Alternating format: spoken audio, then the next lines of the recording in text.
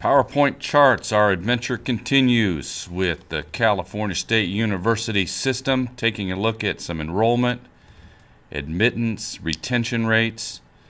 And so for this lesson, we are going to take a look at Cal State admittance versus retention. So first of all, we better make sure we understand what these terms mean if we're going to study this. And so admittance is simply being admitted to the university, giving permission to attend. And so a lot of you will be applying to colleges and anxiously awaiting during the spring of your senior year to receive notification that you have been admitted to the university of your choice. Very exciting time. So once you get admitted and you are a freshman on campus going through your first year, retention measures how many of those people come back for their sophomore year, how many are retained, how many don't quit. And so it's an important number for universities. Schools don't like people to quit their school. When you get admitted to the school, want you to complete that school and come out with a degree in 4 or 5 years.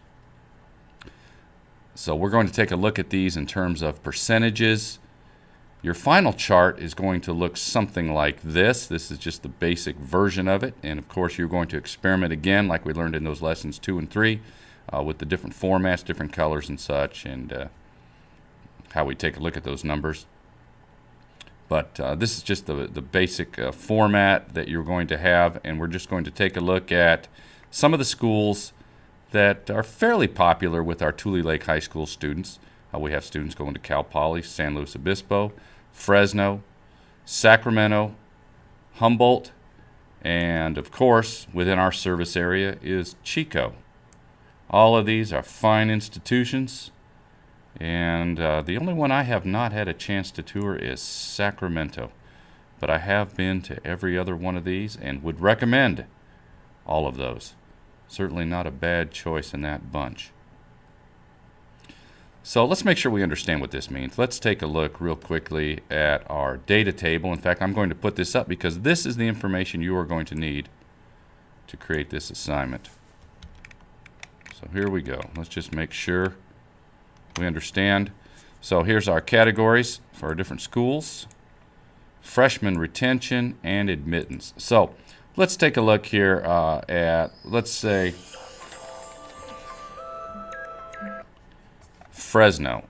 Admittance 58%. So what this means is that for all of the applications that come in for a particular year, and this is, believe 2015 data, that 58% are admitted. So another way to think about that as far as percent is that, so for every 100 applications, every 100 students that apply, 58 of those students are actually admitted to the university.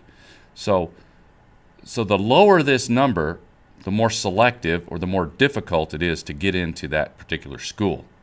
So it's clear from looking at this that the most challenging school to get into would be,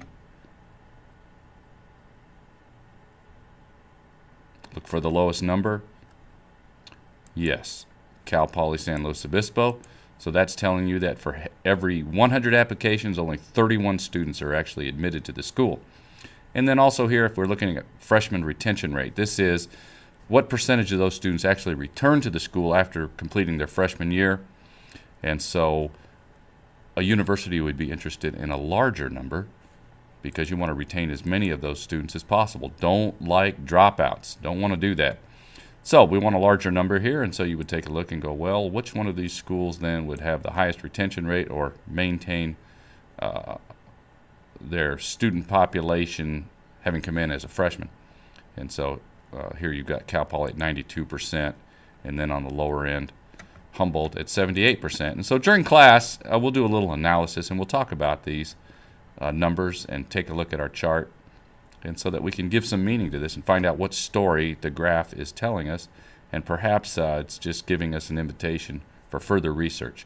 So I'll leave these numbers up here, and I'll look forward to coming around and taking a look at your charts and further discussing these statistics from our fine California State Universities.